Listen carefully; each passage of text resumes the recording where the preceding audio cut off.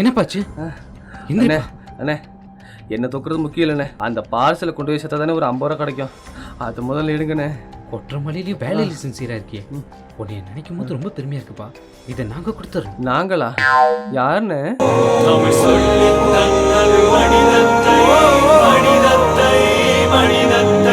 நான் தான் வாங்கிக்க. என்னடா ஒரு பார்சல் கொடுக்கறதுக்கு 7 பேர் நிக்கிறீங்க?